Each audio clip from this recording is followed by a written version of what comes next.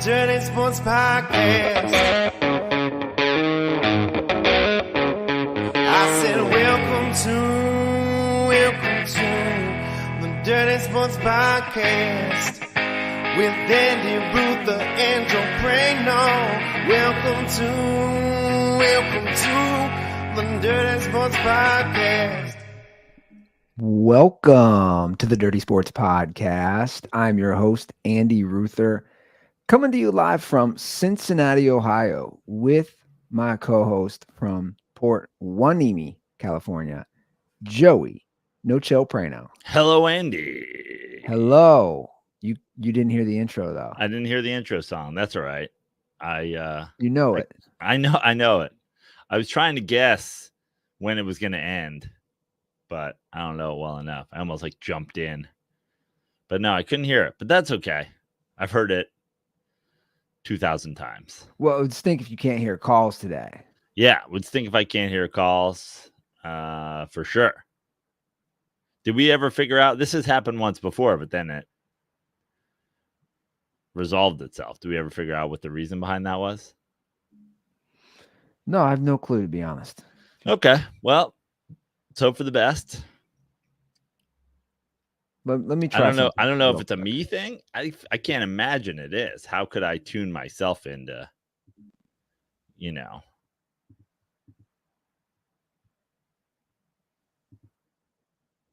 Well, we'll test it out. Okay. We have a clip as well from the Mets game, an audio clip. Great. Right? Should we talk baseball to start this podcast, Andy? Sure. Tito loves Kentucky. Oh, you're going to lead with that. Tito loves Kentucky. Why do they call Terry Francona Tito? I don't know. But that dude chose the Reds. Well, you have to explain this to me then. Explain this to me like I'm 5. Like, what is it? Like, how big a significance is this? I think it's a fairly significant. First of all, you look at he was with the Indians. Sure. So that's a huge, all this. I mean, the Indians, for no reason whatsoever, coming at the Cincinnati Reds in the last couple weeks, seemingly, again, for no reason. And I don't know, did it wake a sleeping Tito? He woke up, he's like, are they in Kentucky? He's like, I want to get the fuck out of Ohio. So if they were in Kentucky, that might be, maybe this solves my problem. He's obviously a great manager. A lot of these guys who are sort of older, you go just like, has the game passed them by, blah, blah, blah. I mean, we had, the Buck Show, Walter Stinn with the Mets. We had La Russa come back. There's been a few of the older guys that have kind of resurfaced the last few years. But I think the combination of all the analytics and the computers and whatever, we're essentially at the point where a lot of baseball teams are fully deferring to that stuff. And I think that the best managed teams are the ones who have guys that they trust. And they say, listen, your job is to keep the clubhouse, everybody in the clubhouse's heads on straight for 162 games, keep them focused, keep them, interested in playing the game of baseball through the hot Midwest summer. And then also somebody that we trust enough to defer to their baseball instincts in those situations where, the computer is a coin flip, or the computer is, there's a moment where you have to make a decision.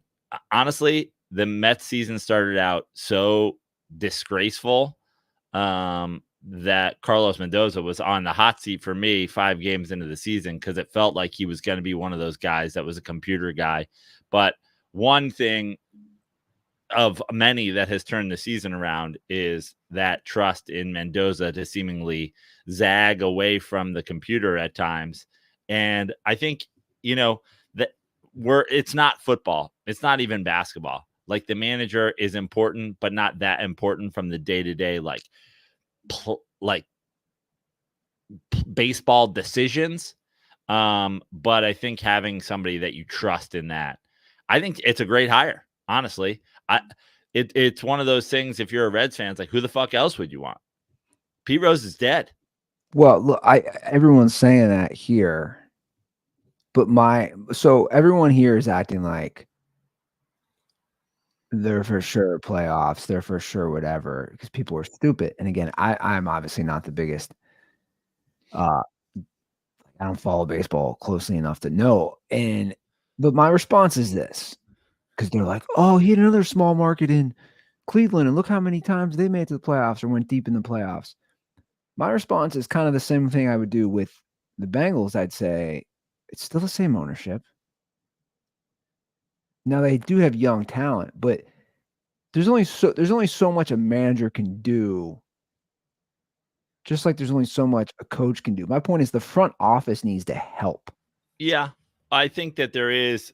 The one thing about a guy like Francona, though, is they're having young talent in baseball is great, but in baseball more so than any other sport, probably young talent on paper, physically better, whatever, it doesn't always pan out because it's such a mental game and it's such a grind. It's like if you have the young talent that the Reds have, having a manager that knows how to develop those players and keep those players focused is as important as the bullpen decisions he's going to make. I mean, they tried this with Dusty, right? They went out, got Dusty Baker, 2008, had some really good teams, never won a playoff series. Terry Francona is a way better manager than Dusty, for one.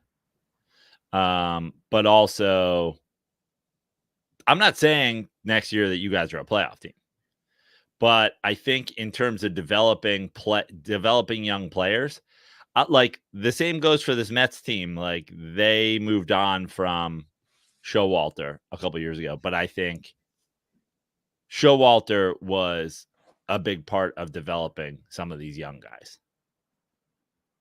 Gotcha. Okay. Who are now stepping up, obviously, in huge moments. I guess my thing would say, like, I'd say, well, did they just, because obviously I'm sure he wasn't cheap. I'm sure he was the biggest manager on the free agent market, correct? There wasn't even, I don't even know that there was like, it didn't feel like his name was circulating a lot. Like he was looking for a job. That seemed to come out as a shock to a lot of people. I guess my point is I'm sure they pay him a lot, and it's like, okay, are you going to then go skimpy on the actual roster? Yeah. I mean, managers only make so much, though, you know? Gotcha. Well, welcome to Kentucky. Welcome to Kentucky, Tito. He played a year in the Reds. I think Love that. I know. I saw the baseball card. Yeah. 86, 87. It was an 87 tops, I believe. Yeah. Right? With the wood paneling? Yeah, I was going to say the wood paneling. Yeah. Well, I'm sure you're geeked up today.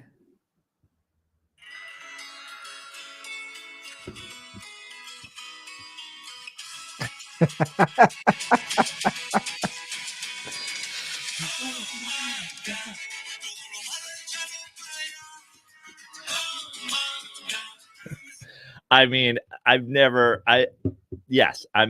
amped as I've been in a long time. It was such a unreal, truly like only baseball experience. It's something that really can only happen in baseball. Like the 3-run home run or the grand slam.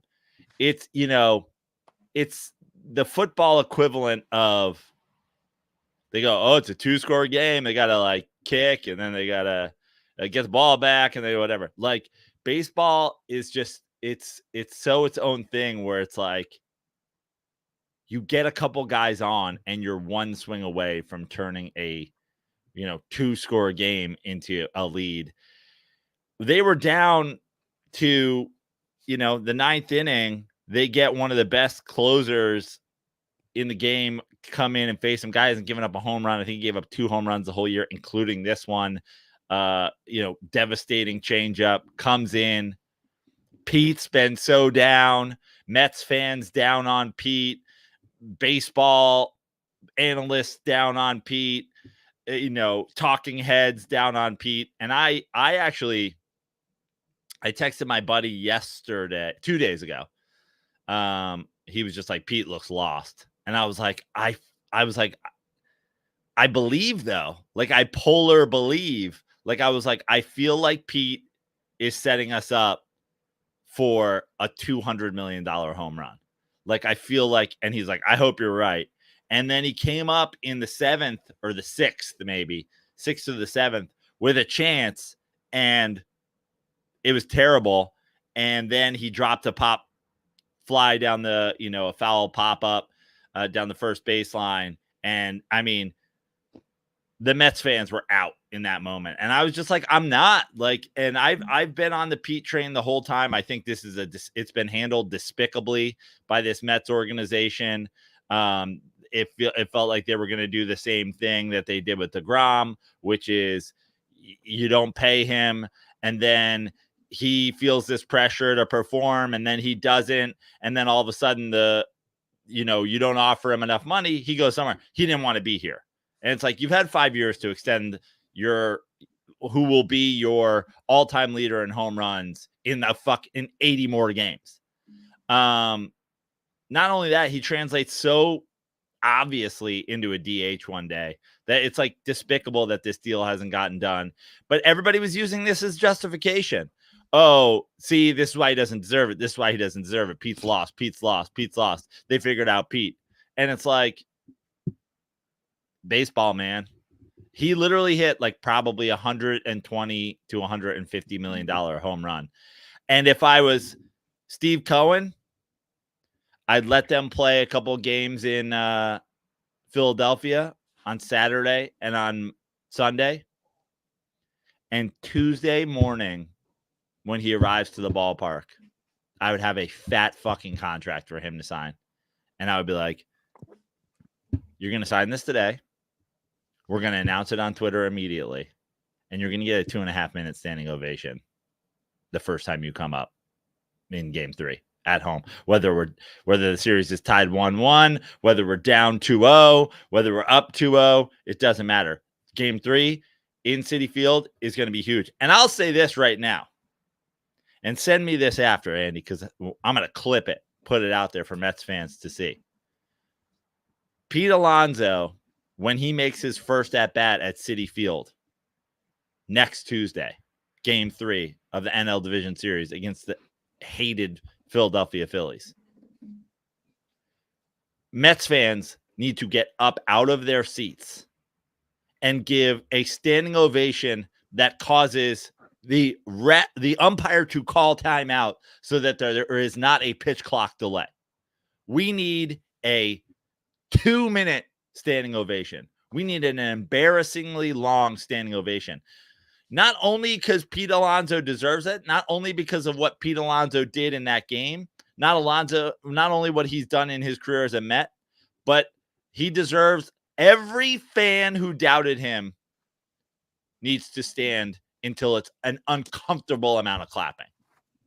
I was never on the Pete hate train, but I know the majority of Mets fans were. And if you ever doubted that guy, and you were at the ballpark, you were at Citi Field on Tuesday, you need to give him a standing ovation that is uncomfortably long. He saved the season with one swing. He's hit the most home runs in baseball, or he's right up there since he debuted in the major leagues. He coined "Let's fucking go Mets." He has been a devout Met since he arrived. No sign of him ever wanting to play anywhere else. And you guys were ready to kick him to the curb. For who? For who? And this guy saves the season with one swing in the 9th inning, a 3-run homer. The first ever home run in the 9th inning or later in the Major League Baseball postseason history that took a team from down from trailing to leading in the 9th inning or later. Never happened before. How has that never happened before? It's never happened before in the 9th inning or later that somebody, you hit the go-ahead homer when it's a tie game, or they hit the tie it up homer when you're down, but no one ever hit a home run from being down to being up in the 9th inning or later in a postseason game ever. Give this man an uncomfortable standing ovation or turn in your fucking fan card. I'm tempted to fly to New York just to do it. So one at bat makes that big of a difference? It honestly, well, first of all, in the series, obviously. Well, right? obviously in the series, it wins the series, but it really doesn't make a difference to me. Everything that Pete Alonso did before the season ever started is why he deserved it. I don't know how we got here. And everybody handles pressure differently. You know, we've seen a million guys in sports history when they're in that career year, when they're in that year where they're playing for a contract, they play great. And all the statistics back it up. And you go, oh, he just made himself all this money. But we've seen it with the A-Rods. We've seen it with the Aaron Judges. We've seen it with the Trouts. We've seen it with the Barry Bonds. We've seen it with all these guys who have these incredible numbers that get into the postseason and don't have that moment. Pete Alonso now has that moment. And you take everything he did prior to this season, and then this one swing this season, pay the man his fucking money. Pay the man his money. Give the man his props and give the man his bag. Steve Cohen's job is to give the man his bag, and Mets fans, in his first at bat in Game 3 on Tuesday, it's your job to give him his props. Stand up, rise from your feet, and give this man an uncomfortably long standing ovation. They're not going to sign him middle of the season. They should. That's what I'm saying. Like the vibes factor. He's carrying around a postseason pumpkin now. Like, save the season. Do you care more about baseball than football? Do I care more about baseball and football? As a sport, probably. I mean, I'm talking personal fandom. You mean, do I care more about the Mets than I care about the Giants? Yeah. I care more about the Mets winning. Like, I've seen 4 Giants championships in my lifetime. The next Giants championship is not nearly as important to me as the next Mets championship or the next Knicks championship. I've seen 0 Knicks championships in my lifetime. And I've seen 1 Mets championship barely in my lifetime. I'm a spoiled Giants fan. So that's why people are, oh, this fucking team, blah, blah. I'm like, what the fuck ever? Who gives a shit? Yeah, any Giants titles are just icing on the cake at this point. I mean, you know, we're 12 years removed from it now, 13 years removed from it, you know, come February. But when we get to 20 or whatever, we'll start talking. Like, I'm 45 years old. I've experienced I've essentially have experienced a championship every decade of my life.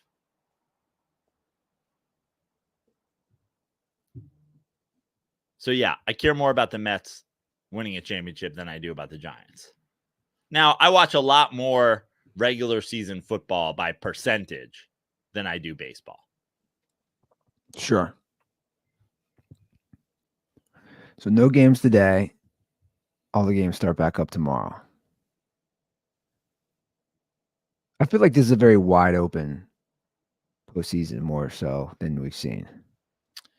Listen, there's a lot of this talk about how these, like, you know, the days off and the bye. Do you want the bye? Do you not want the bye? All this shit. And it's like all last year. I don't know if you remember this.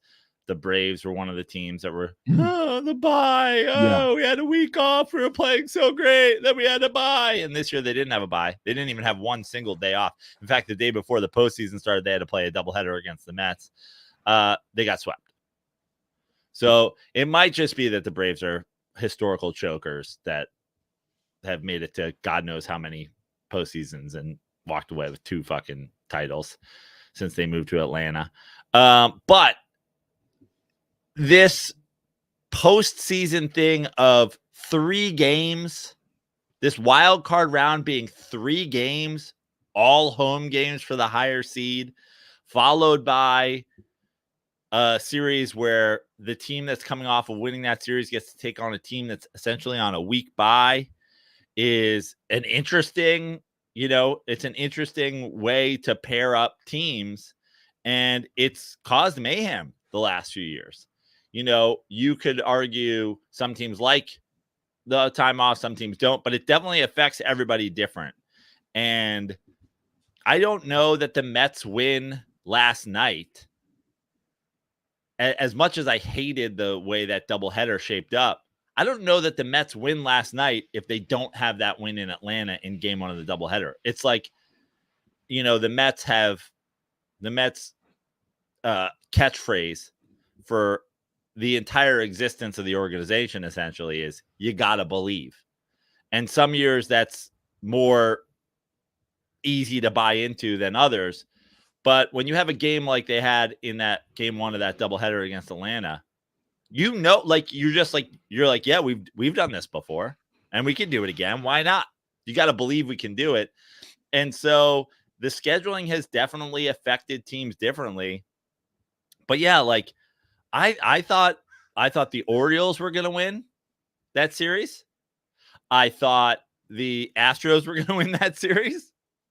I did think the Padres would beat the Braves. Did I believe that the Mets would beat the Brewers? Obviously, I didn't believe it, but I thought we could do it. But like, just this round has already been surprising. So the idea that we go to the ALCS and the NLCS, and it's going to be, Dodgers, Phillies, Yankees, and whichever other fucking team I'm missing right now, that have the bye. It's, I don't believe that in any. I could almost guarantee it's not going to be those 4 teams.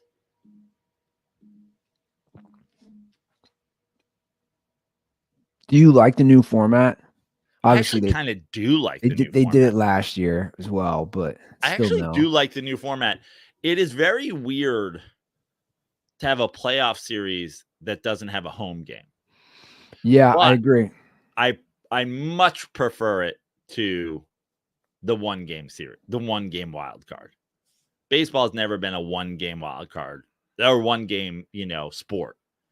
So this idea that suddenly we go from a 162 game season of playing series against people, and now we're all of a sudden the NFL playoffs where it's 1 game. So I would much prefer that to the 1 game.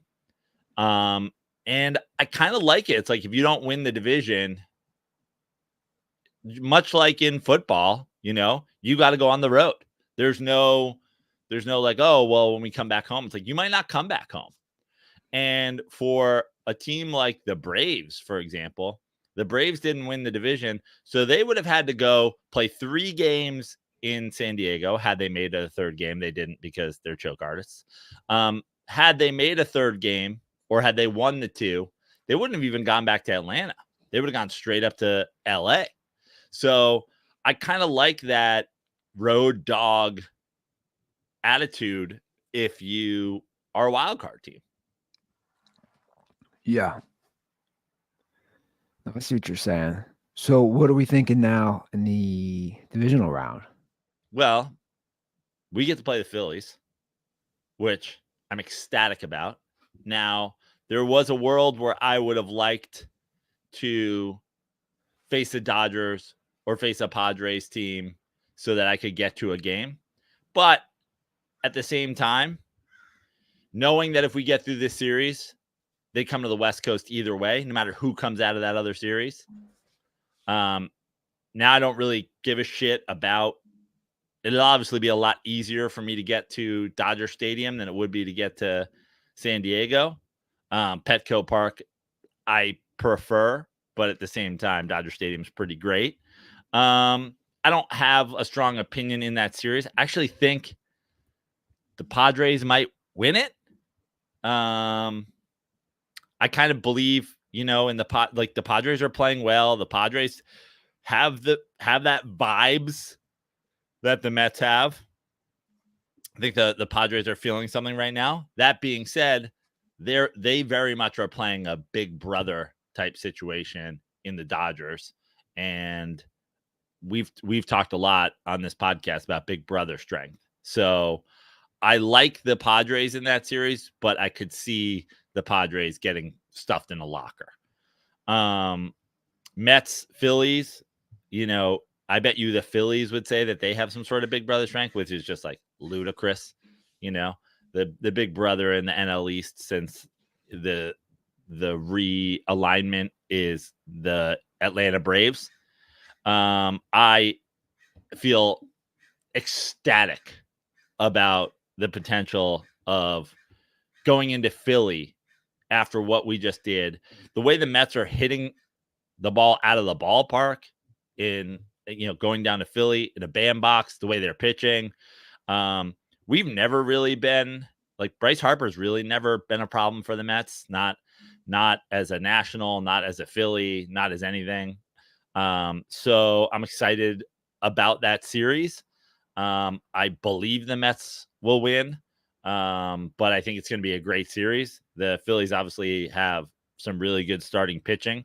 But the Mets are hot, and I would not in any way, shape, or form be surprised if this time next week we're talking about the Phillies, and then we had to have a week off, and oh god, it's unfair. I ate the horse shit for nothing, and the Fanatic, and we had a week off, so his ATV wasn't calibrated, and he ended up hitting Bryce Harper with it, and oh god, like I would not be at all surprised if the Phillies do a Donovan McNabb in the Super Bowl, Joel Embiid in any playoff game ever, full on absolute choke on a chicken bone job.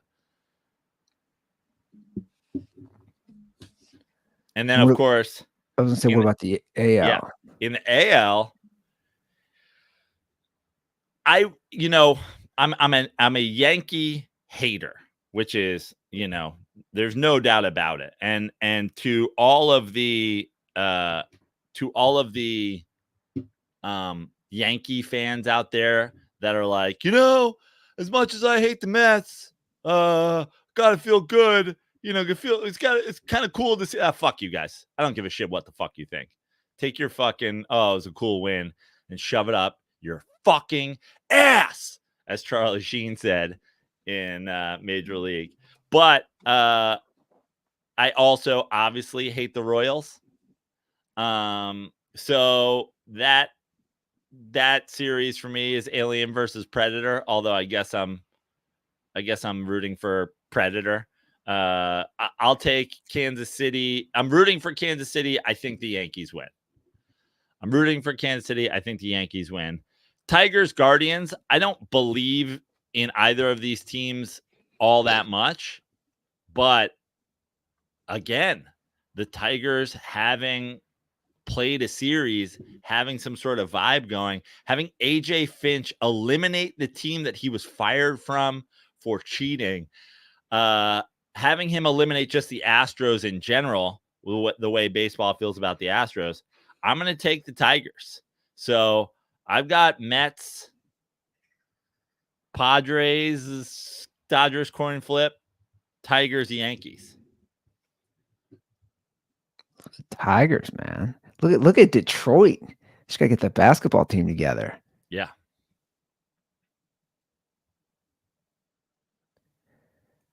What do we make of these advertisements on the helmets? Ludicrous. Dude, it's embarrassing. It looks like Japanese baseball. It's next level embarrassing.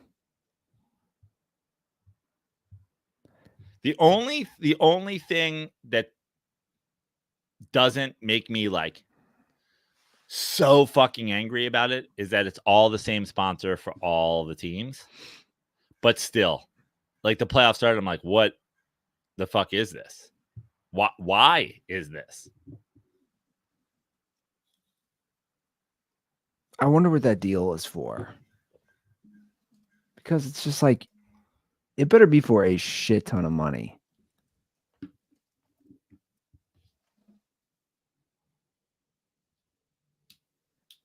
I'm trying to look it up right now. If it's a deal that's put in place, right? I'm assuming it's got to be some sort of. Is this some sort of like playoff? You know, each team gets like a playoff bonus. Do you think this is just like worked into their playoff bonuses? Like, how does this? Is every team, do all the teams that aren't even in the playoffs benefit from this in some sort of way? So the minor league teams will wear the stickers all year starting in 2025. The deal represents obviously the first time helmets were used. It's so embarrassing. I'm just trying to see if I can find. Okay. The deal could be, we don't have any numbers, could be worth $15 million over the course of this year's playoffs. That's nothing.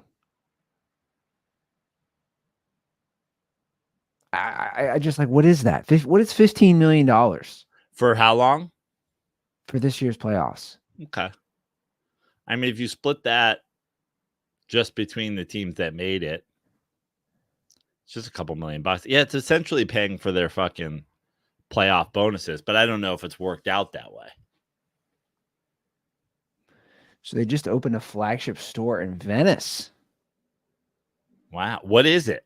It's a clothing brand. I already hate this brand. Yeah, it's a clothing brand. They also struck a deal with the Federación Mexicana de Football, the Mexican Football Federation, in June. Mexicans play football? You see, they also Verde 4-5 Verde 4-5 sit hi. They also are an official workwear sponsor of the LAFC. According to Major League Baseball, once Strauss logos are introduced to the minors in 2025, helmets worn during over 8,000 games will feature the brand name. Wow. Speaking of Spanish, can we get to this Mets call? Are you going to be able to hear this is the question. I don't know. This is the Mets call on their Spanish radio of the Pete Alonso home run. 3 bolas, 1 strike. Ahora, si viene 3-1 por ahí, Pile va a tirar. Ya se prepara, viene el lanzamiento. Batazo grande, elevado por la parte derecha. La bola va atrás, llega atrás, lleva color, lleva sabor.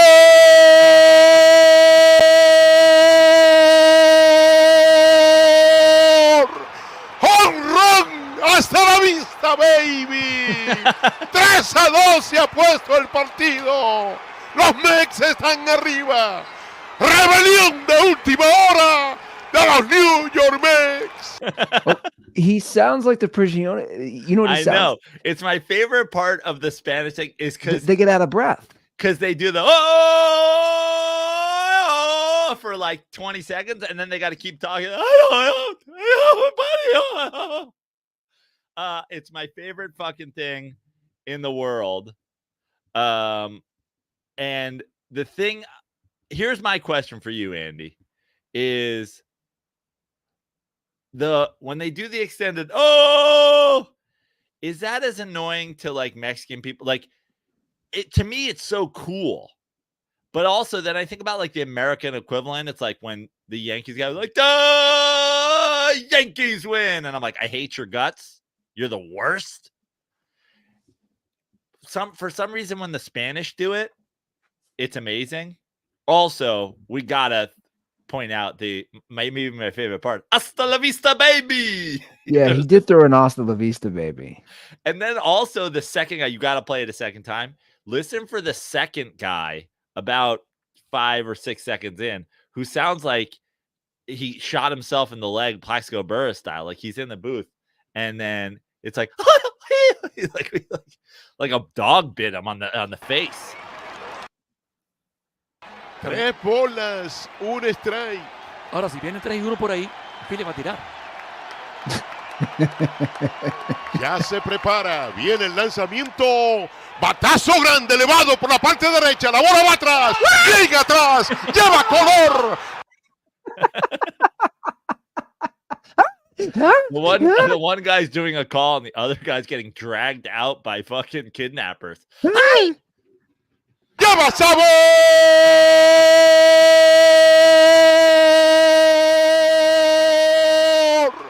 ¡Home run! I mean, he really waits to get to the home run part. Yeah. Home run. ¡De la vista, baby! Hasta la vista, 3-2 se ha puesto el partido. It sounds like he just came, right? Yeah. Like he was like the Spanish announcers, they sound like he just can't. You know when you're out of breath after you sex and you're just like it's like that good release feeling. That's how they sound. I know. It's my favorite fucking thing. And Howie Rose's call from the radio was epic. That was going around everywhere. They played it on the plane. I don't know if you saw that clip, which was hilarious. Howie Rose is sitting on the plane just trying to have a fucking fruit cup, and then all of a sudden they're playing his thing. Then I saw 20 different versions. I even did one myself of the Moneyball, the Pete Alonso home run and the set to the Moneyball thing. It's just what an immaculate day to be a fucking Mets fan last night was. My girlfriend didn't even understand what was happening. She was like asleep on the couch, like her head in my lap as I was watching the game. And it was a very low excitement game in terms of scoring, like you're on the edge of your seat every time a guy gets into scoring position. So then Lindor gets up in the 9th. He draws a walk and we have the tying run on base. And I stand up. I get up and I put a pillow under her head. I was like, I'm sorry. And she's like, what are you doing? I was like, I have to stand. And she's like, why do you have to stand? And I was like, because if I don't stand and something big happens here, I'm going to break your nose or like shatter your fucking spine jumping. So I was like, let me just stand up.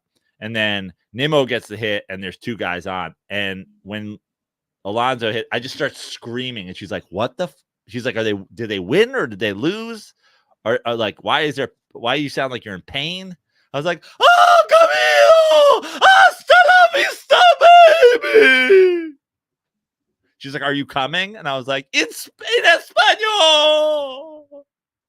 Oh my God. She's like, why are you singing?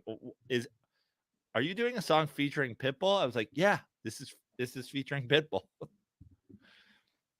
Oh my God. He's putting out a remix literally with Pitbull. I did not know that. Yeah. Mr. Worldwide. Yeah. You know what's interesting? Pitbulls have like the dogs, Pitbulls. Yeah. Have the, I don't know what the actual stats are, but the thing of, ferocious, attacking, blah, blah, blah.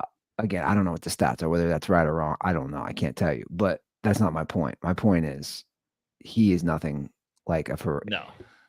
That's what you find interesting. There's nothing intimidating about the rapper. Yeah. Pitbull. Can you imagine if you like had a Pitbull and then you tried to like move into a new apartment? They're like, sorry, we have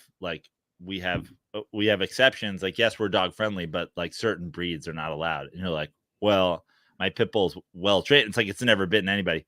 We're actually more concerned about it breaking into reggaeton in the middle of the night.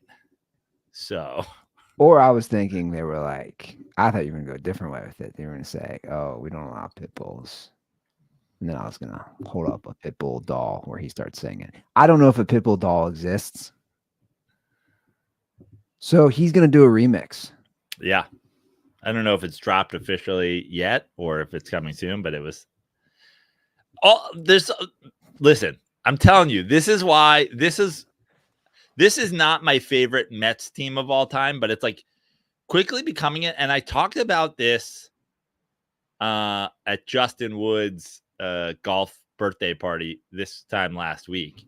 Oh, how blacked out was Justin there? I'm assuming very blacked out because I was pretty drunk. I was pretty drunk myself, and it was his birthday. Like I bought him shots and whatever, but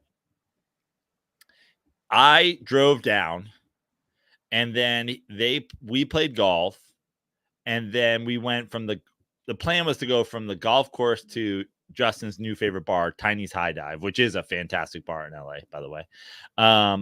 And he's like, I'm just going to go home, change, and then head to Tiny's High Dive. And I was like, I'm drunk, but I'm not like not drive home drunk. I know that's horrible to say. Like I'm buzzed, but I can have a sandwich and hang out here for a minute, have a couple glasses of water and drive home. I was like, if I go to the other bar, I'm not driving home. And then I was like, but I came here for Justin's birthday. And then I was like, oh, he's never going to remember. I can just tell him I was there. So I left, and I didn't tell him I was there, but I was like, was that me and you who've done that before? Well, or was it somebody else? We just like lied and said we were there. I just remembered. I don't know if I'm going to name names. There was someone's birthday it was me and somebody else in LA. I go, he's such a drunk. We're going to just tell him we were there. And we didn't want to go. And we didn't go. And we told that person. And it worked. Yeah. I was like, oh, I was at your party. He's like, really? I'm like, yeah, I rolled into the bar at so-and-so time. I was like, really? I was blacked out. Yeah, dude. Yeah, dude. You were blacked out. Never went. Anyway. Yeah, I told Justin I didn't make it, but I was like, the truth is I got a little too drunk at golf. And I was like, I wasn't driving an hour back to Oxnard if I went to Tiny. So I was like, I had to go. It was super fun. But I had said to a friend of mine who's not a Mets fan, but he actually played in the Mets organization for a minute. He's like, what's going on with the Mets? And I was like, I like it because the Mets have always been this, like, they've always been this like novelty. They love like a novelty thing. You know what I mean? But now they're embracing it. Like Steve Cohen is embracing it. They're like, Grimace threw out a first pitch. And it's like, who gives a shit? Like Grimace probably thrown out 25 first pitches in baseball. But Mets fans make it a thing. And then all of a sudden, it's like Steve Cohen's like, all right, fuck it. Fine. Paint a seat in right field, purple for Grimace. I don't give a shit. What's that cost me? $12 in paint? Yeah. Like, I don't go fine. Paint a seat. And then like, you know, they invited the Hawk-Tua girl. I don't know if you've seen her Twitter. Her Twitter is basically just a Mets Twitter account now. She's calling it Hawktober. She's like dressed up as Mrs. Met and photoshopping around a different shit. Like, so we've got the Hawk-Tua girl on board. We got fucking Grimace. We got, oh my God, we got a fucking playoff pumpkin. Like it's like for some people, it's like, oh, this is corny. But it's like when the franchise starts embracing it, it becomes kind of amazingly fun. Like there was multiple Grimaces watching the game at Citi Field yesterday. Citi Field, by the way, yesterday did a playoff watch party unheard of during the Wilpon era. $5 to get in. All the money's going to charity. Hot dogs and pretzels and beers or whatever will be discounted. And you can watch it on the big screen. And the videos that have come out from that are insane. I'm in your Hawk-Tua girl's Twitter. Yeah. This isn't going anywhere, is it? No, I love her. It's fascinating. Also, every time somebody tries to like shit on her or whatever, she's just like, donate to my charity for dogs, which is like, fuck yeah. She's literally like, her whole brand is just trying to like make money for like veteran dogs or some shit. Well, let's be honest. I'm sure she's making a lot of money now too. Yeah, but you know, as far as like, there's a lot of people who drive Sorry, the photoshops are pretty funny. I'm scrolling Yeah. through. Her Mets photoshops are ridiculous.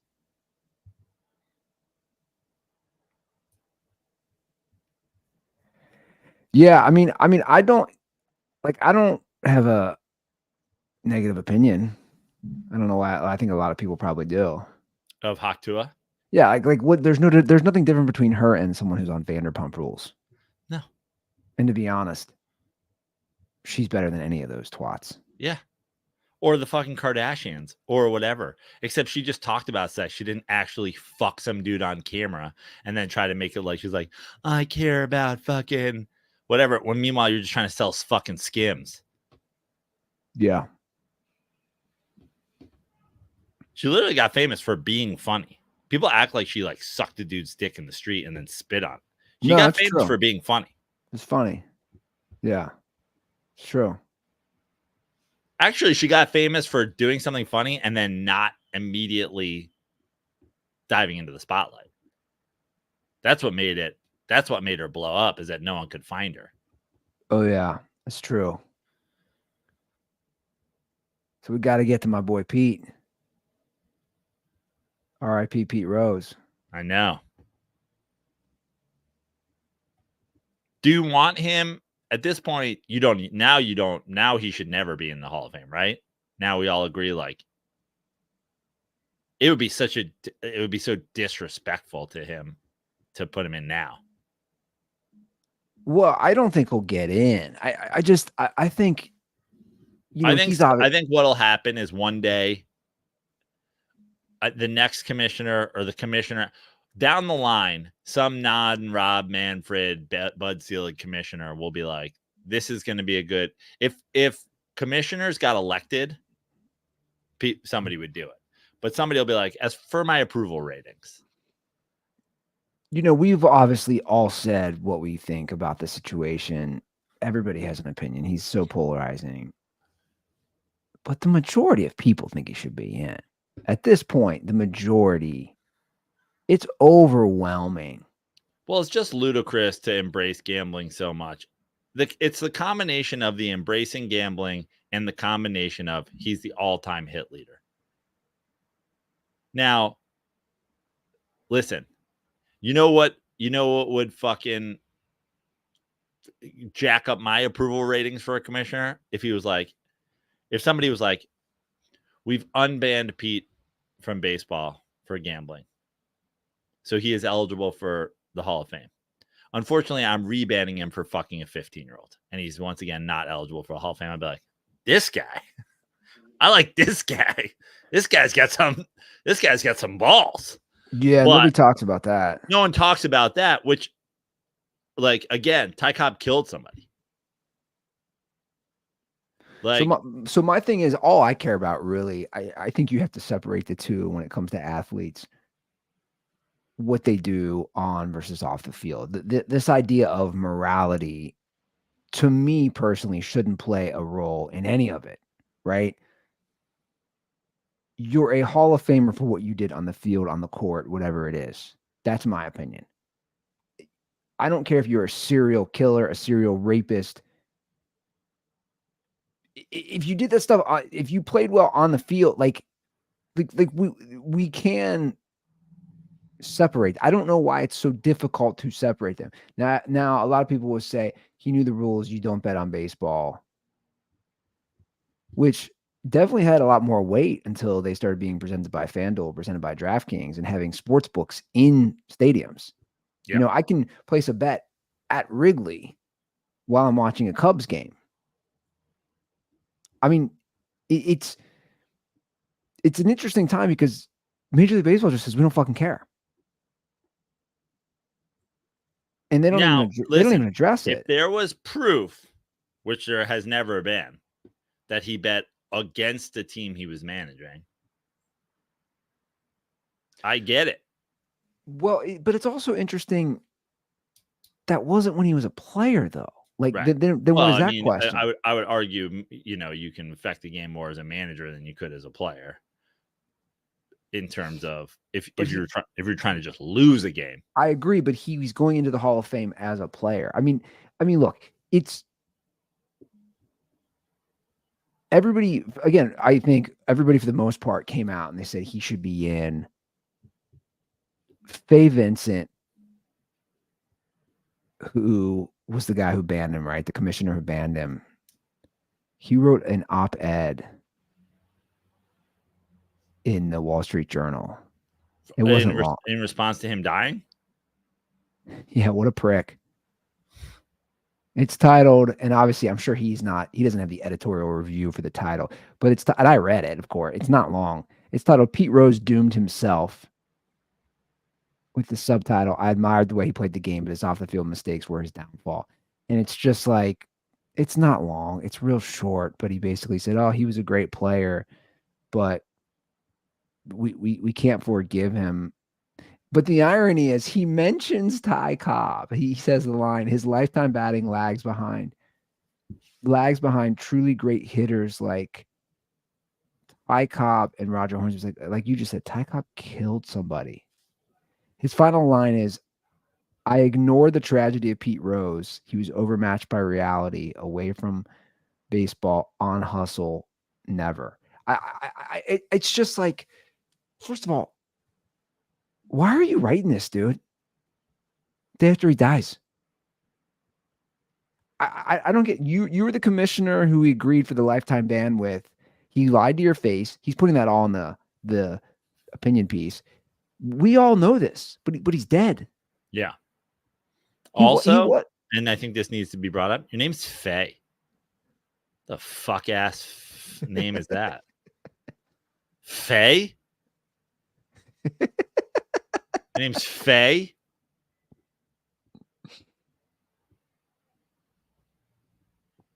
Never thought about that, but yeah. I just don't know why you're doing that. Are we gonna get a opinion piece from Paul Giamatti's dad after this? Yeah. I know. So look, I mean, we all know where you and I stand. Well, now I'm like, don't you dare put him in. Now I'm like, now he should live in infamy forever. Now it's like, you don't do this after he fucking dies.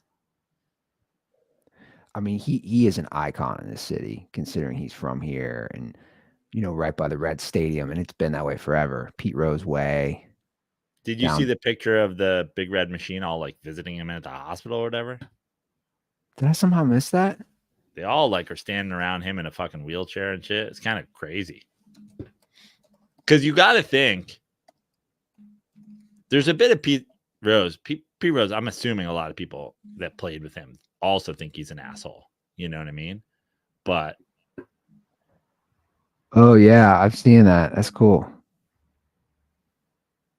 I think he got along with most of everybody, to be honest. I think the only one, I think he had his issues with Johnny Bench. For sure. That's the only one that I know of. But I mean,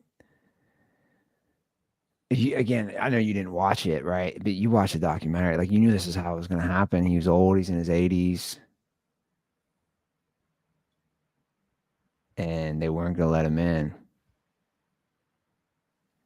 Just because, he didn't show any contrition ever. Yeah. And he lied always. He wasn't a good person. He really wasn't. No. He was not, Also, Barry Bonds not a good person. Put him yeah, in the and I was going to say, take out the having sex with a 15-year-old, the gambling. Take it, like, if you know anything about Pete Rose, he wasn't a good person in general. He just wasn't. He had a lot of demons. But like you said, Barry wasn't a good person. I don't really care. Brett Favre's not a good person. Yeah, they're all Hall of Famers. That's OJ wasn't a good person. He literally decapitated somebody. But try to stop him running up the hole. Like, especially if he's got a knife. Yeah. Man, R.I.P. What was it like watching OJ play? It was like watching Saquon Barkley with a knife. That your norm? No.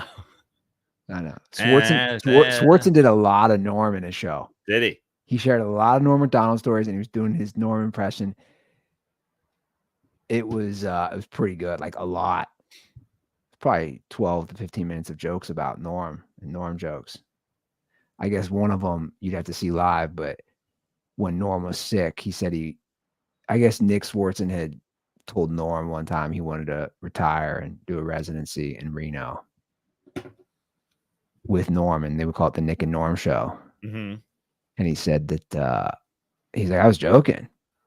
And then Norm called me a few months later and was like, hey, so Yeah, I want to see if you want to do that residency with all the whores. yeah, in Reno. And he's like, I was joking. He's like, you were? I really like that idea. Let's go live in Reno. And he was like, no, sorry, man. I was just playing. He's like, I'm gonna go drink myself to death in Key West. But blind myself. But how would he get in? I don't know how the voting and all that works at a certain point with. Well, he's never been on the ballot. Oh, okay, you're right. So I'm assuming if they unbanned him, he's suddenly on the ballot. He would suddenly be on the ballot. Suddenly be ballot eligible. Baseball definitely has more problems than the other ones with this Hall of Fame thing and he's a bad person. Now, it doesn't mean football. I know football, for example, Terrell Owens should have gotten in way quicker. There's a lot of the butthurt reporter stuff for sure in all the leagues, but baseball just, dude, I mean, look at all these legends that just haven't gotten in. Dude, you're just not going to let in Barry Bonds. You're not going to let in Roger Clemens, Mark McGwire. I know guys used, but so did the pitchers they were playing against. Seriously. I think Pete Rose might be in the WWE Hall of Fame. I think he did some WWE stuff. That's For real. right. For real. Are you fully watched the Mr. McMahon thing? I'm 4 out of 6 episodes in. The 6 episodes? It's basically the whole history of WWE. I haven't watched in a few days. I just watched the first episode, I think. Yeah, there's 6, man. I do a decent breakdown on the Andy Ruther show this week. You'd be shocked. I go into my resurgence of wrestling that I had in high school. And watching that documentary, I forgot how just risque it got at that time. And that was one of the reasons I loved it. Like with the bra and panty matches and just the sex appeal and the girls, which makes sense for like horny 17-year-old dudes. Yeah. But I made the point on my podcast that I think that era, which I didn't know was called the Attitude Era. I should have known that from like 97 to 2002. It was just a great era with like Degeneration X and Stone Cold and The Rock. And actually, let me ask you this. I'll ask you this now that you brought it up real quick. I want your opinion because you're not a wrestling guy and neither of us are really wrestling guys. Because I had this discussion with my girlfriend. Who is the biggest wrestler ever?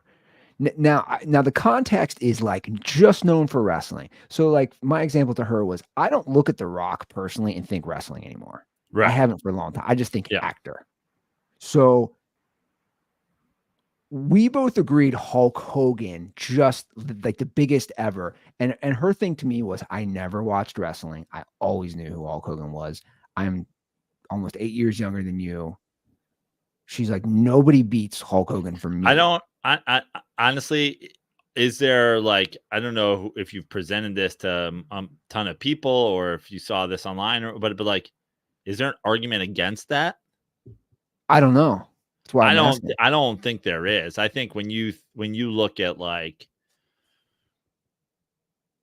and I'm only through episode 1 of this, but my life lines up with that, like the growth. Like I was a kid when Hulk Hogan, like I was like 4, you know what I mean? When like, what year was WrestleMania 1? 1983 or something like that, or 1984.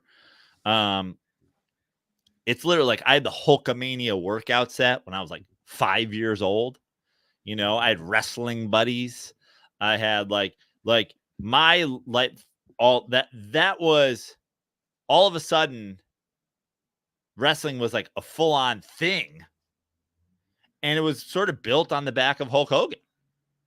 And there's some part of it where it's like Hulk Hogan's the Babe Ruth of baseball, where it's like no matter what Barry Bonds does or Aaron Judge does or Mike Trout does or whatever, but it was like, you can't get bigger than like, it's never going to be the house that Judge built. You know what I mean? It's like, you can't get bigger than the biggest by far name of it when the thing was being put on the map. Arguably, again, it's like, is Hulk Hogan as good of a wrestler as Stone Cold Steve Austin, or as, a lot of people always say like Mankind was like, I don't know. I'm not super into wrestling, so I don't know who people like. Bret the Hitman Hart. A lot of people talk to how great of an actual like wrestler. I mean, it's all fake, right? But whatever. Yeah. But like from a technical aspect, or who the GOAT is, or whatever. But like Michael Jordan and the David Stern era and the internet, it's why people will always hang on to Michael Jordan. It's because he was the face of the game when the game went to another level. And that's why it's like, yeah, LeBron will never be able to do for basketball what Michael Jordan did for basketball. That being said, LeBron James is better at basketball. Yeah. But I think being the face of something when it explodes is kind of like, and that was kind of our point. Like, obviously guys like The Rock or John Cena, or you go down a list who just become global stars. My point was, when I still see Hulk Hogan from, like you're saying, the 80s until that documentary, or just showing up at the Republican convention, I just think, dude, you're a wrestler. It's like, listen, Taylor Swift is massive, right? She's massive right now. Michael Jackson is the king of pop. When 100%. When pop music became a thing, Michael Jackson was the king of it. Elvis Presley is the king of rock and roll. Elvis Presley is openly, vocally throughout his career like, there are so many people in rock and roll who are better than me. But he was the king of rock and roll because he's the face of it when it explodes globally. And I don't think that you can, because wrestling can't ever go back, like we can't ever do that again. No one could ever top it. Yeah. You can only explode globally one time. No, I agree. For sure. So it seems like we've kind of agreed. And again, your point holds. I don't know who. I literally don't know who you could argue is bigger. Again, just in the wrestling world, you got to take everything else out. So yeah, it's kind of interesting.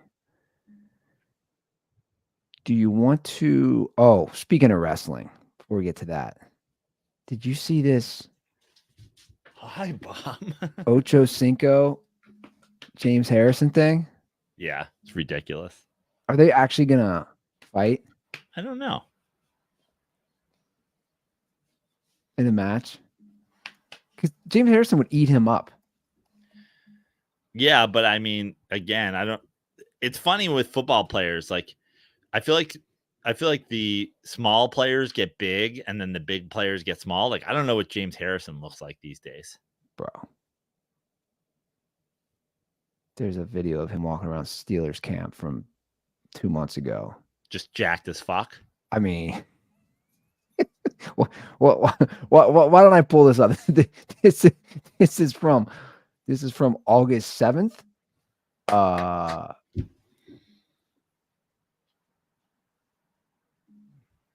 Yeah. Listen, if this is real, Ocho Cinco's done this with a lot of things. He was on the Roommates podcast talking about he'd score 25 points a game in the NBA.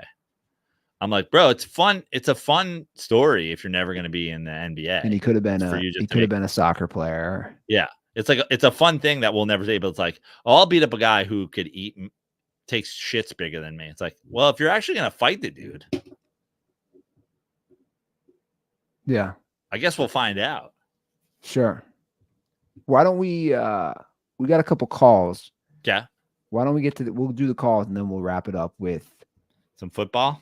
NFL week. This is a goddamn this is like a miracle how far we've gotten in the show without talking NFL. This has got to be a record.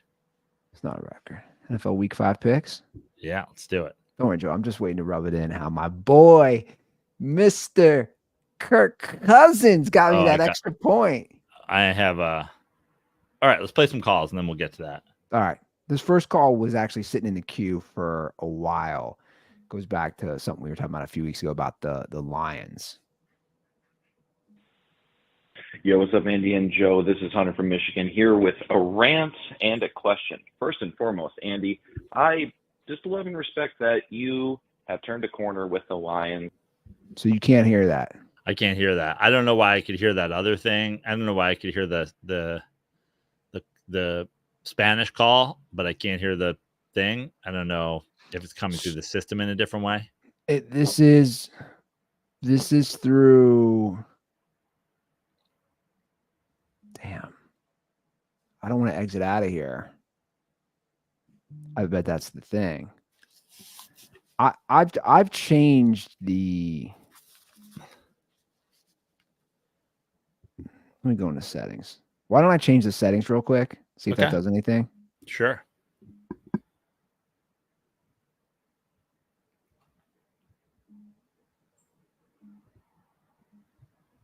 Right. Oh my God.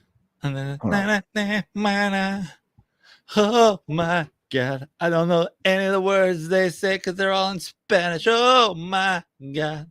All right, let me try this again. Okay. Let's see if this works. And are now rooting for them. But I'm going to be honest with you, as somebody. So now I can hear it. It's just not coming through the. Is that coming out of your speakers? Yeah, it's not coming through mine. Can you just turn it up and I could hear it that way? But then the audience is hearing it that way as well, huh? It's actually not coming through my earphones either. Yeah. I don't know what I did now. Hold on. Let me play around with this. Hold on. For everybody, while Andy plays around with this, yesterday, Andy, I don't know if you know this, I test drove Substack. You can go live on Substack these days.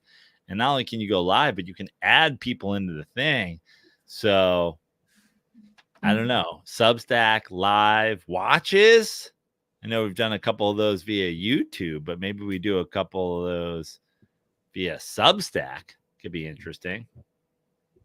I'm totally game. Let's try this real quick. Living in Michigan, I 100. Did you hear that? No. Dude, I don't fucking know, man. I don't know what to do. When you play it, do you think the audience can hear it? Can you play it and then recap it for me? And then well, why don't I ask everybody? Yeah. Audience, can you hear it when Andy plays it? You guys hear this? Besides that one time when it was very much clearly not being broadcast onto the thing, but coming out via Andy's speakers? Yeah. If you're in the YouTube comments,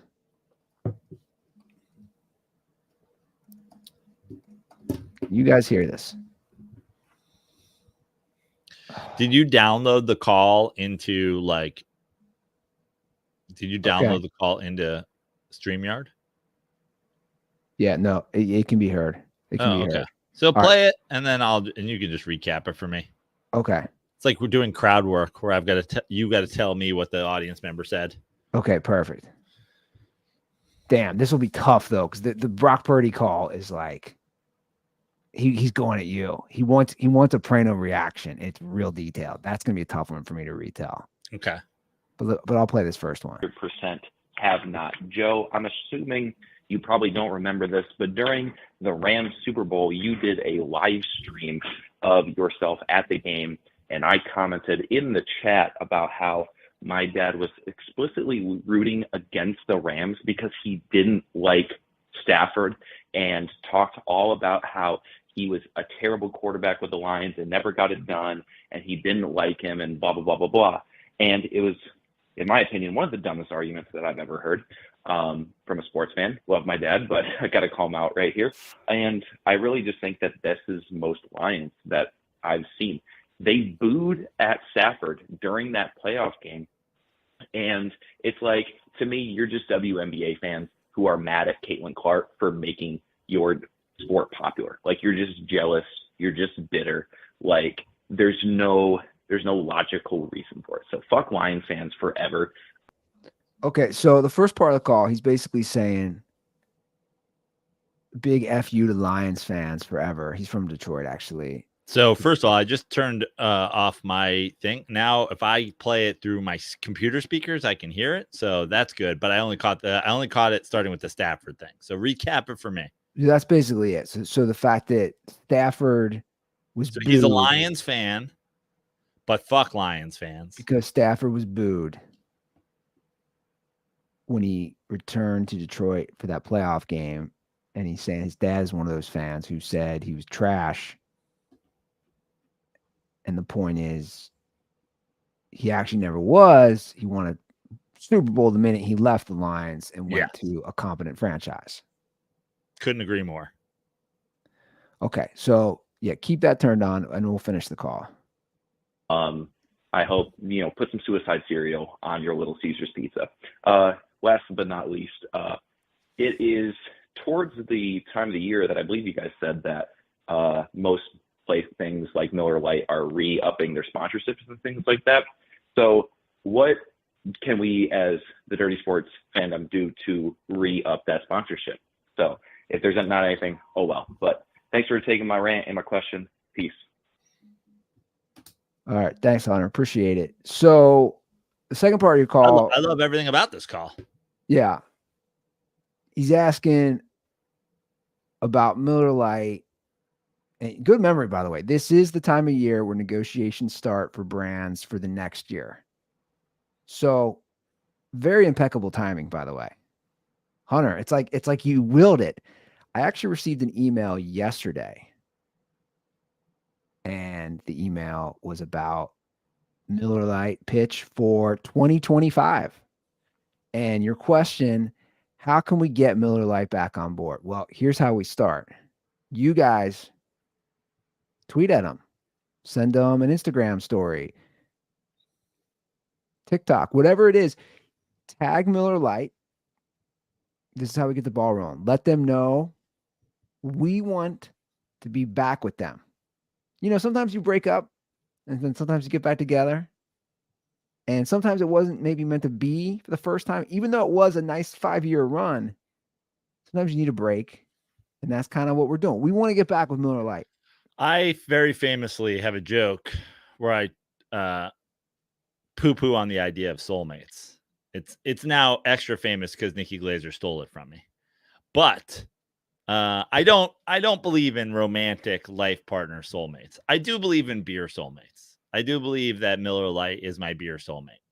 And even when they stopped sponsoring us, I never stopped drinking Miller Lite. I mean, you can see the reflection over my shoulder here. I still have a neon light right here. I still have a fridge. It's full of Miller Lites. In fact, I just talked about this yesterday when I was on live. I tweeted about this the other day. I have been working a lot lately, and normally what I do on my Miller Lite mini fridge is I keep it stocked up with a variety of beers.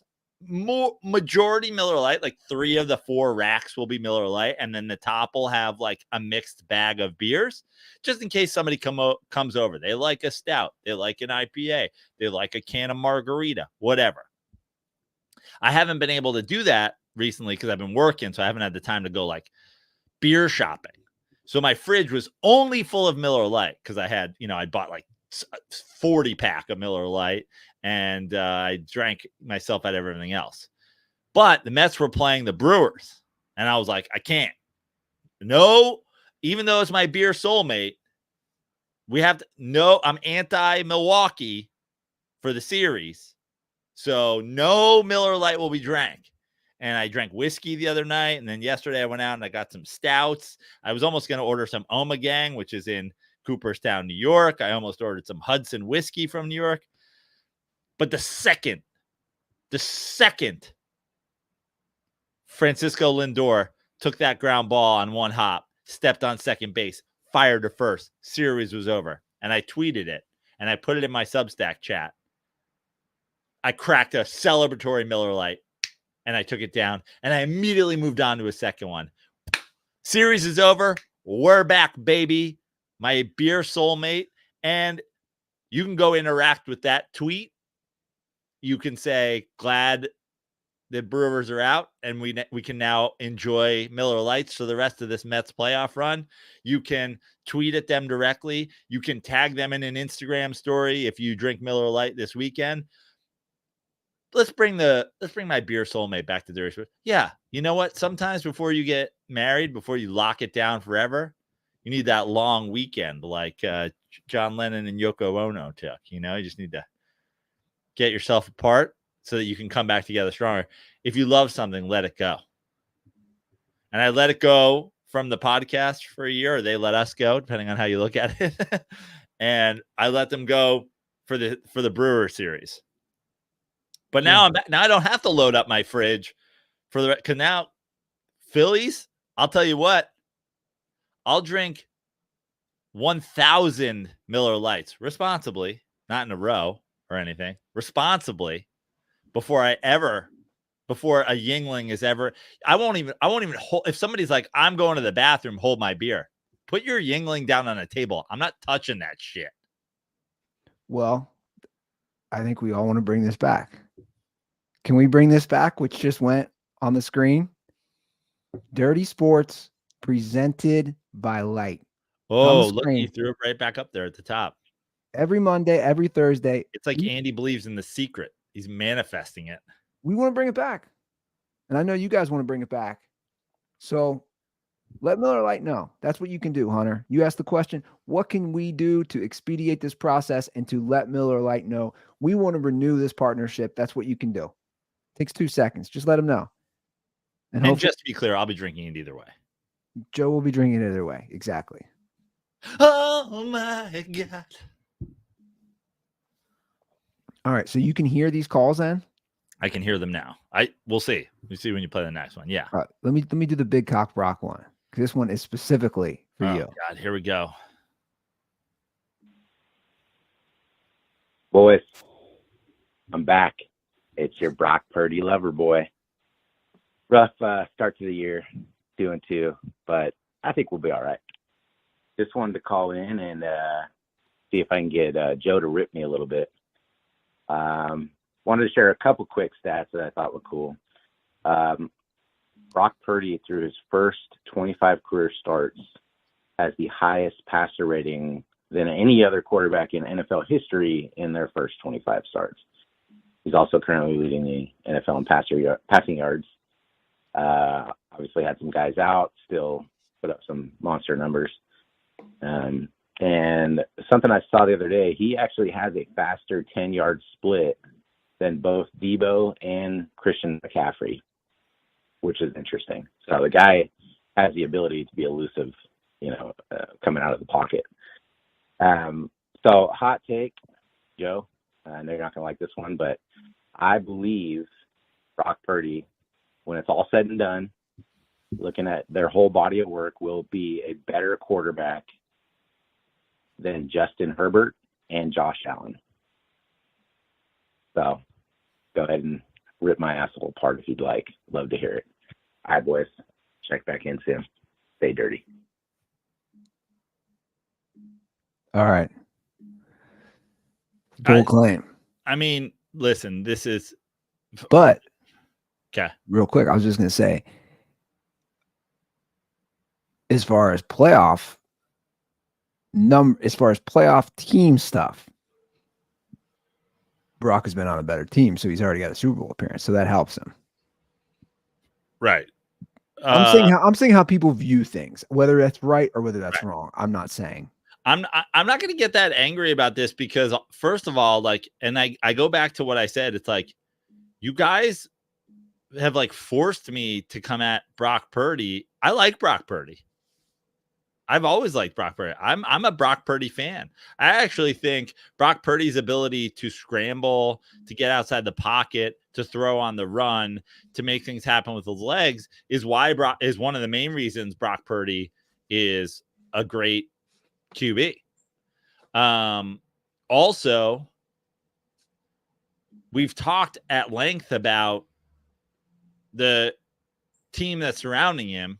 Oh, Brock Purdy won this many of his first starts, and Brock Purdy did this, and Brock Purdy went to the Super Bowl. So you started your call with tough starts of the year, 2-2. Oh, weird. Christian McCaffrey's down. You're 2-2. Well, to defend his call, he was saying that the his numbers are good, Right? even though they're 2-2 without his star players. Right.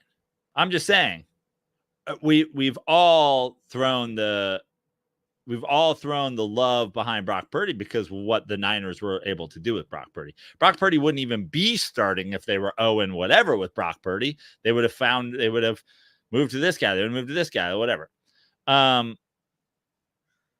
First of all, let me just say this as far as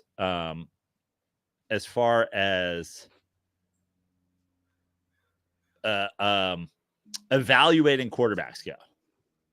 If you use passer rating, you're a fucking clown. Kirk Cousins is a higher passer rating than Joe Montana. Passer rating is dumb and broken. It has been for years. It's literally why QBR became a thing.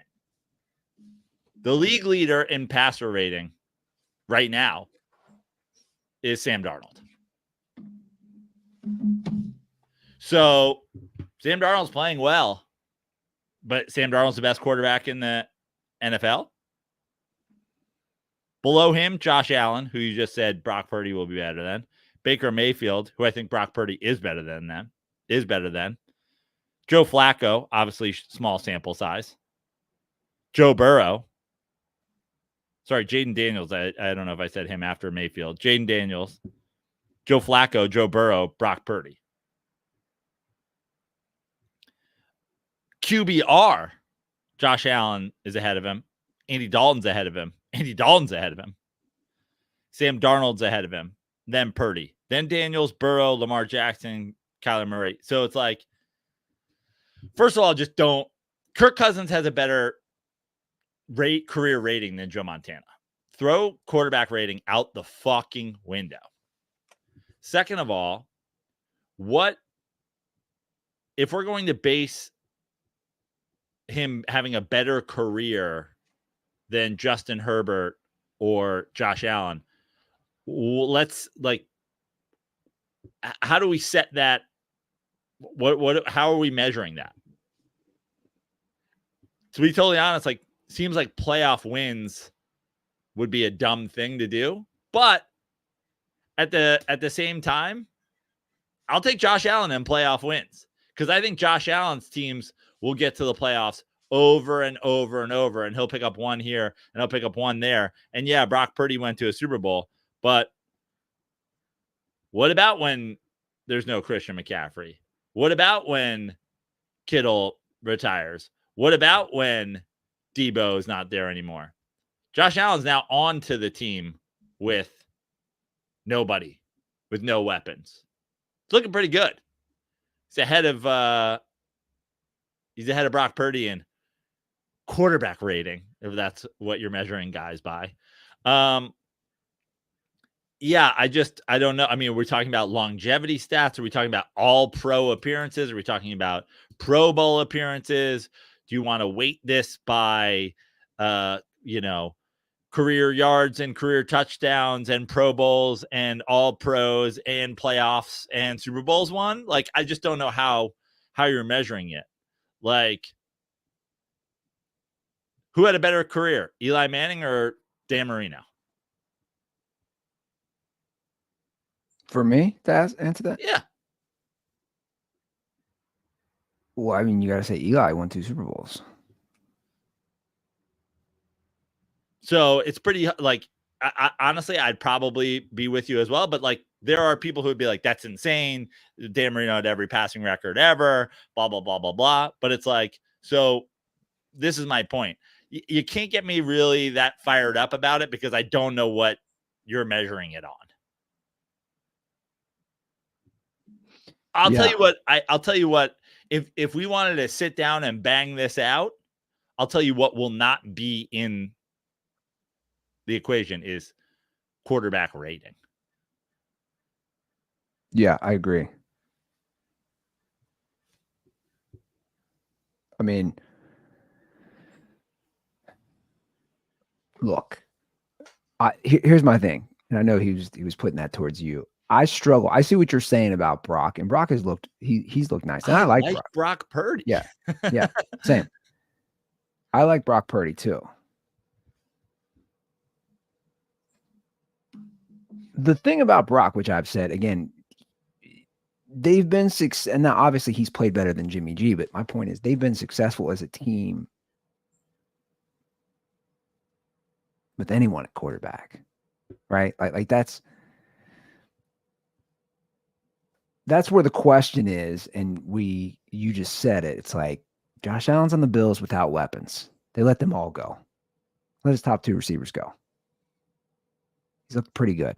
And they got their butts kicked last week, but whatever. It's 1 week. It's the NFL. Like if you were going to pick a young quarterback to be like, I'm going to ride this guy, like as far as like all the accolades are going to go and whatever. Like if you had to pick a young quarterback, not Mahomes, who's the guy you're going to like? If you're like, oh, I'm going to, if I was going to measure a guy by career, whether it be playoff wins, yards, touchdowns, like whose back are you jumping on right now?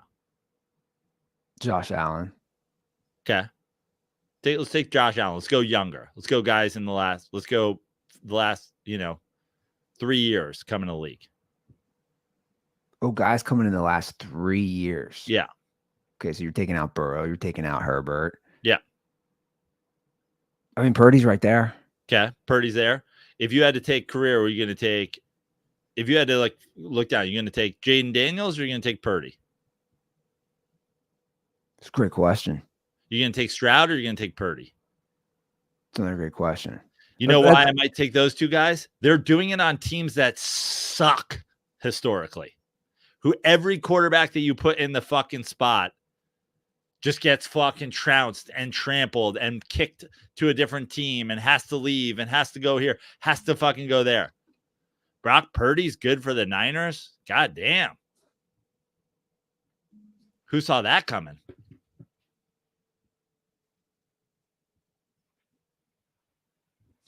Yeah. Sam Darnold looks good on the Vikings. Sam Darnold looked trash on the Jets.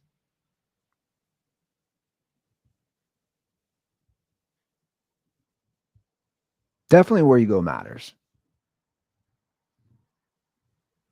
I mean, but not to elite quarterbacks. Joe Burrow went to the Bengals. Dumpster fire. We'll never know. We'll never know what would have happened if Joe Montana had to play his career not in San Francisco. We know what Steve Young in not playing his career in San Francisco. If Steve Young was just like Steve Young was on the Bucs, and then the Bucs were like, get fucked. And then he became a Hall of Famer on the Niners. Peyton Manning played for the franchise John Elway refused to go to.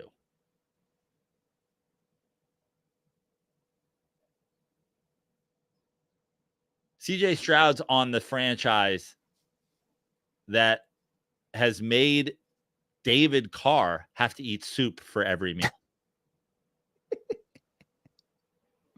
David Carr spends his days when they don't fire him full of amphetamines just to get him onto like the NFL Network.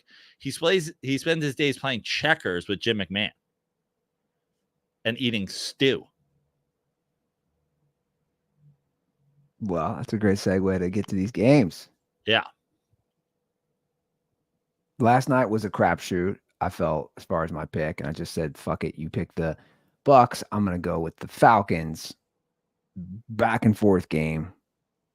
Kirk Cousins. He now has 2 of the 3 wins this year are prime time. Yeah. Captain Kirk, baby. He's such a dork. You see him dancing after the game? He's Did the you see world. that? He's the world's biggest fucking. My girlfriend doesn't understand sports at all, and every time she sees Kirk Cousins, she goes, "Who's this fucking dork?" He's Like such a literally dork. out of nowhere. And also I got not only that, I got some guy in my DMs last night. Oh, fucking Mr. Kirk Cousins hater. Blah blah blah blah blah blah blah blah blah. Here's a fun fact for you, Andy. I looked it up. The Vikings have the 4th best defense in football as of right now. I would argue that they're better than the 4th best defense in football, but as per ESPN team defense rankings, they're 4th. What is that based on? I'm sure yards per game, points per game. To me, all that matters is points per game. How many points yeah. you giving up? Yeah, and maybe if I adjust that or whatever. But if you just open ESPN defensive rankings, in the whatever setup they're 4th right now. Well, they're also 4th in points per game. So okay, so maybe that's what it is. You scroll back to the last year Kirk Cousins was before Kirk Cousins was in Minnesota. They were 1. They were number 1. Now they're number 4. And during Kirk's years there, I think they averaged 13th. That included like a 5th that they had the year he took over. They were 12th last year. They were 12th last year. There was a 28 in there. There was a 29 in there. Kirk Cousins' contract is fully responsible for the Minnesota Vikings not having a defense. And now the Vikings have a defense again.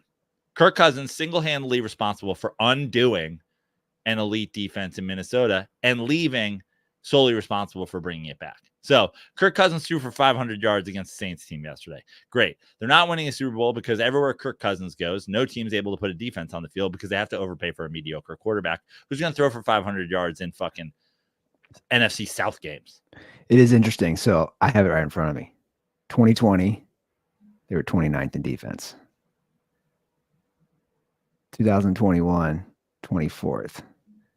2022, these aren't good. 2022, 30th. Yeah.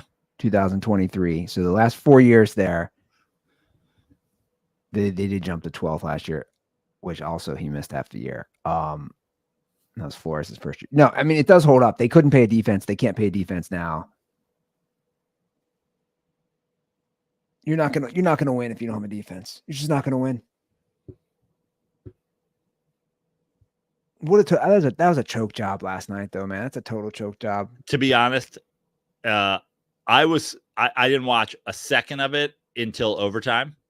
Not only was I watching the Mets game and I should have been switching back and forth, but not only was I not switching back and forth, I watched 50 replays of the home run before I switched over to football, and I was like, this game is still on. And it was.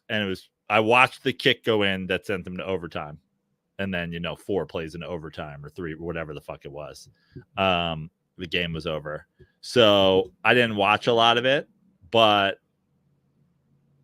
a 30. What was the final? 36-30. Mm-hmm. Yeah, 36-30.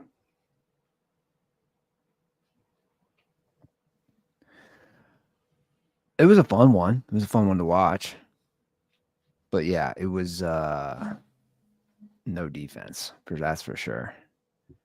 All right, let's hop into these games. Who wins the NFC South? That's my question for you, Andy. The team that can play defense.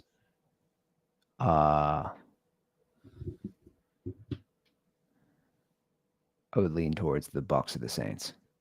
Okay. All right, Jets Vikings. We're back in London. Cheerio. Is it Tyrio or Cheerio? Cheerio. What'd you say? Is it Tyrio?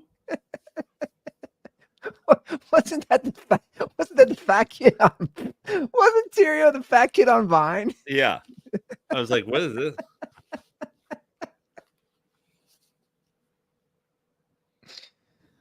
Oh, the fat kid on Vine. Tyrio. Chim Tree. Every time they say Tyrio, just a fat kid from Vine shows up. He's like Beetlejuice. You say his name 3 times, he just shows up. Jets Vikings. Speaking of the Vikings, in Tottenham's Hotspur Stadium, the Vikings are 2.5-point favorites. I'll go first since you picked first on yesterday. These games are so tough when you just go overseas. Like, you never know what's going to happen. Does defense travel better? It kind of does, doesn't it? Honestly, to answer that question, and I don't know. It feels like the overseas game is just like it's a crapshoot. Yeah. Like, I would say theoretically, defense travels better. Theoretically, you would think it would. Yeah, but I mean, the Jets look terrible. I would love to see what the. Every part of me is saying don't pick the Jets. Which, by the way, is a great reason to pick. Like, historically, yeah, when it doesn't make sense whatsoever. So I'm going to pick the Jets. Okay, I'll take the Vikings. I think their defense. I mean, I don't know if it travels, and I am worried about the crapshoot potential. But my God, like, the combo of the Vikings defense and the combo of what the Jets have been able to do offensively seems like it should be higher. And the one thing that's making me think, to take the Jets is that it seems so obvious. But I'll stick with the Vikings. All right, Panthers, Bears, Soldier Field. Bears are 4-point favorites. I think the Bears win this game, but this feels like it should be a 1.5-point spread to me. I'm going to take the Panthers. Yeah, I agree. That's I don't know why they're 4-point favorites. Good one here in Cincinnati. Ravens, Bengals. Huge game. I think even bigger for the Bengals. You can't fall to 1-4. You fall to 1-4, you're done.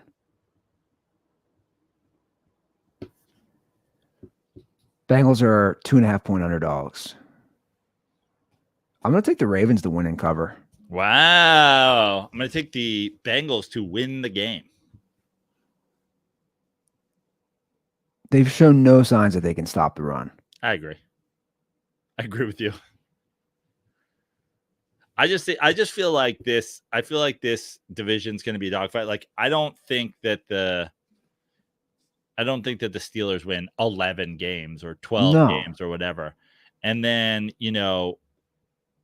I feel like it's going to be bunch. I mean, we know the Browns aren't going to be involved in it, but I'm seeing a 9, 10, 11 win. Nobody's winning 11 right. games. 9, but I'm saying it's right in there. And the only way that bunch exists is if the Bengals start winning some games. I'm not sure that the Bengals. So you think? So let me ask you this: they've shown no evidence that they can stop the run. Their defense looks terrible. Yeah. They didn't even they didn't force a single punt against a rookie quarterback. Yeah. What makes you think that their defense can stop them? The Cowboys were the worst team in football against the run until they held the Giants to a yard per carry. Cowboys also have way better personnel. And a way worse coach. Than and this is me not liking you think hold on, you think McCarthy is a worse coach than Zach Taylor? I think McCarthy is one of the top 8 worst coaches in football. I fully disagree with that. I think they're on the same level, that same not good level. Here's what I think. And again, you're right. It is division. I just think they're terrible in the division under Taylor. The Ravens have owned them minus the Super Bowl year, which you're right, means the Bengals will win. Who fucking knows? But do you agree with me? If you fall to 1-4, you're done. Yeah, of course. Like if you fall to 1-4, I already basically counted them out of the playoffs. But I just think that there'll be a bunch. It'll be annoying.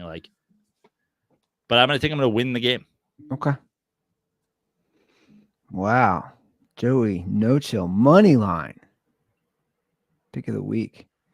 All right, Dolphins, Patriots. God, there's two teams nobody cares about.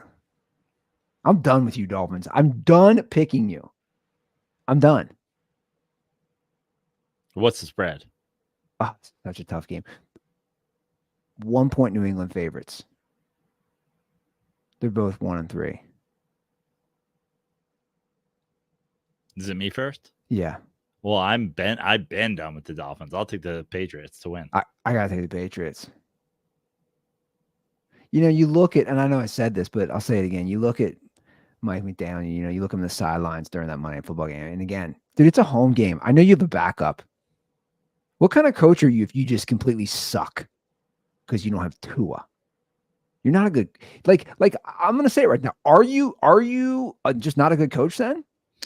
Well, I think what it is, and I've been like, I've seen some people try to use this as a defense of Tua. No, it's and my argument would be the only thing that Tua has that Huntley or whoever doesn't have is a ton of experience getting first reps and practicing a novelty offense.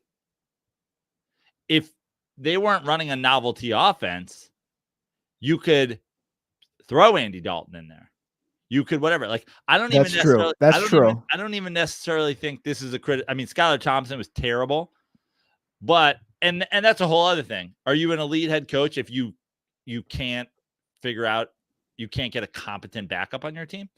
But simultaneously, it's when your offense is a way where only this guy can run it because we've run it with him a million times, and you can't just have like a veteran come in and run your offense.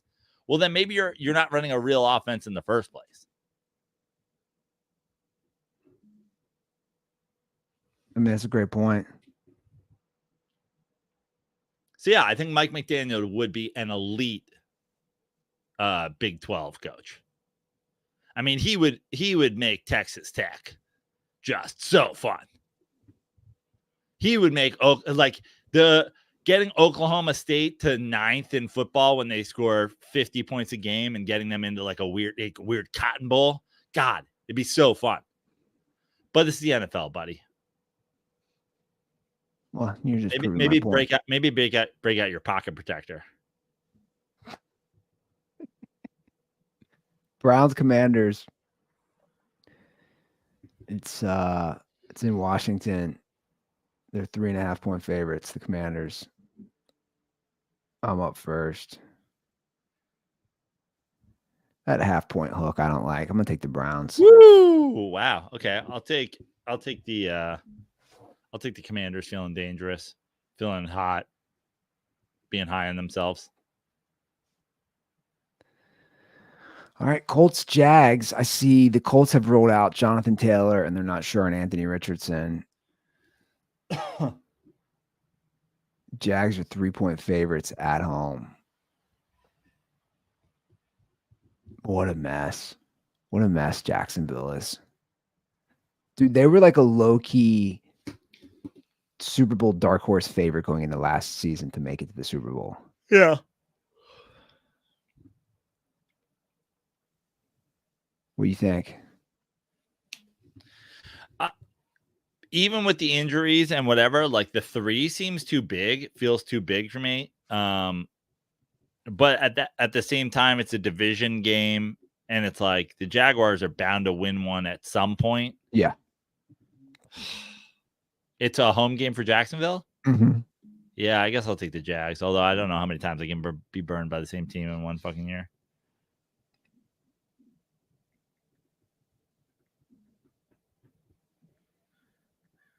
I'm gonna take the Colts. Ugh, I hate this. I hate Colts. everything about it. I don't know if the Colts win. I think it's just a really close game. I know. I agree with you. All right, Bills Texans. This one's in Houston. I'm up first. Houston is a 1-point favorite. Do the Bills drop 2 in a row?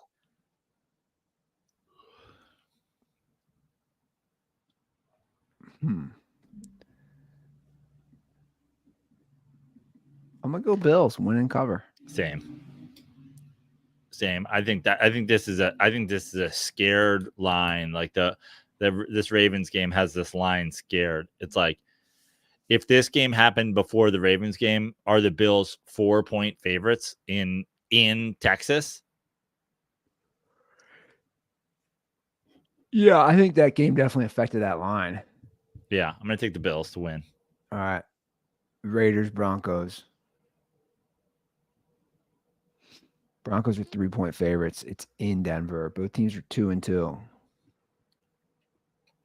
I have been riding the Raiders on. Like, I feel like for one, this is like the anti-Raiders for me. I feel like I can't get the Raiders wrong. I'm going to take the Broncos to win and cover. All right, I'm going to take the Raiders. So Devontae Adams, is he everyone is taught, he posted a picture of Edgar Allan Poe. Is he going to the Ravens? I have no idea. Is that what the Ravens are missing? The Ravens are missing an elite receiver. Is that why the Ravens can't get it done? That's what they've said every year. They're fans. I know. Devontae Adams is going to hate playing for the fucking Ravens. I mean, if it happens. The Ravens have just run the ball down people's throats the last 2 weeks. I don't even like that for team chemistry. Why mess with it? They know who they are. Defense and run the ball. All right, Cardinals, 49ers. This one's in Santa Clara. Niners are 7-point favorites. Cardinals have looked really bad lately. You're up. I feel like I'm doing this solely because of the big proc. Actually, I'm up. I think I'm up. Okay.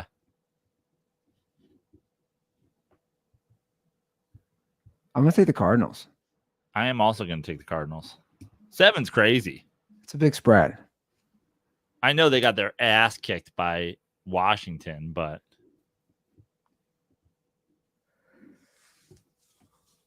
yeah, division game. It is division game. They've shown some life here and there. I think the Niners win the game, but I'm going backdoor midget.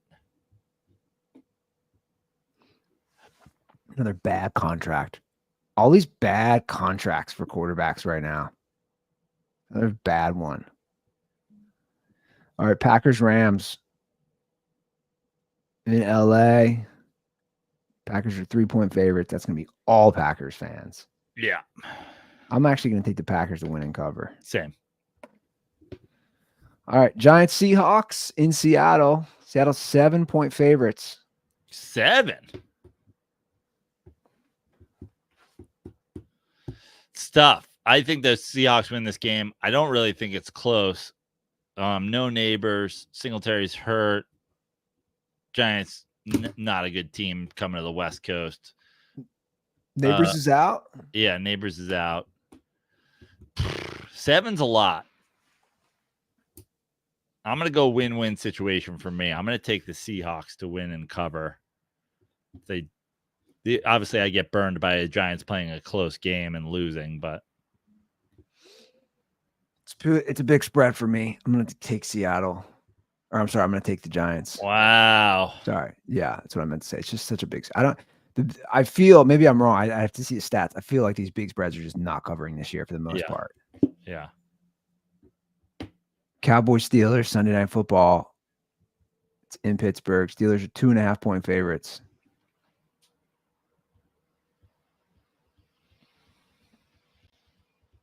I'm going to take the Cowboys to win. Wow. I'll take the Steelers. I'll take the Steelers to fade you because also fuck the Cowboys. Also, it's in Pittsburgh, you said? Yeah. Yeah. I think the Cowboys having a good performance last week against the run. Everybody's going to be like, they figured it out. They solved something. Blah, blah, blah, blah, blah.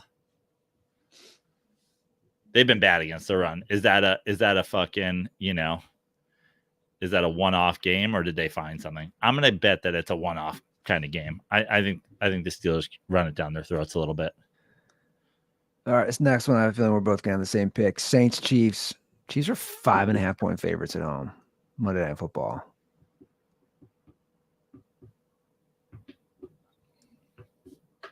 It's big. It's big. Just keep playing close games. I'll take the Saints. Yeah, there's nothing Honestly, there's no way I would take the Chiefs in this spread. I kind of want to, though. I kind of want to, because you're like, we're both getting on the same page. Like, keep playing close games, but the Saints just got carved up. They got injuries. Yeah. That's a well-crafted line. I'll give Vegas some props on that. It was four. I'd take the Chiefs, I think. I still kind of want to take the Chiefs. Take them 5.5. Take them. It just feels like it's gonna be a close game in prime time. It's like everybody will be watching it. Every dope will be like, they're cheating for the Chiefs. They could have lost. They could be 0-4 right now if they weren't cheating for them. Can I say I need to say this out loud? I might need to say this more than I needed to say the thing about standing ovation for Pete Alonso, and more than I said that I want to work with Miller Lite again. Stop sending me missed calls in favor of the Chiefs. I am embarrassed for you when I get them. Please stop sending them to me. You're embarrassing yourself. It's a joke. The only thing the NFL has going for it is parity. I promise they're not fixing games for the Chiefs. It'd be the dumbest thing ever. Stop sending them to me. Send them to Ruther. What? Send them to Ruther. I don't want them. I don't want them. Niners fans sending them, Bengals fans sending them, Raiders fans sending them, Broncos. Like, I don't care about your stupid conspiracy theories. I promise that they didn't. I promise that the NFL isn't cheating for the Chiefs. I promise that the government didn't make the hurricane go through blue states or whatever the fuck. Just stop it. All of you people are embarrassing yourselves. So we're both taking the Saints. Yeah. All right. Those are week 5 picks. 310-359-8365. That's our hotline. Give us a shout. Let Miller Lite know. Let him know what's up. I'll be drinking some tomorrow while I watch game 1 of the NLDS against Philly. And I have a fridge full of it, but at the same time, I might have to go out and load up today. I probably need more.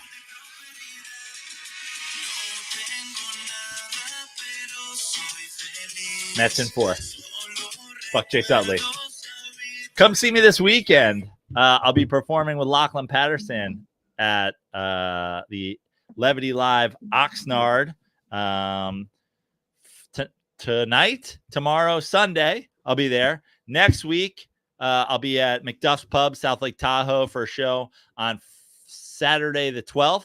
Sunday the 13th, I'll be playing the Boys and Girls Club of Lake Tahoe Golf Tournament. You can participate in all of these things. Buy a ticket to the show.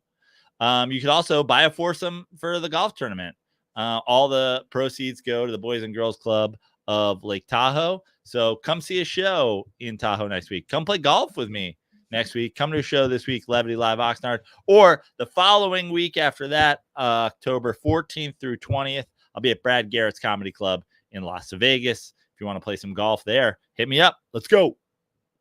Cool. All right, guys, that's our show. We'll see you on Monday. Have a great weekend. And as always, stay dirty.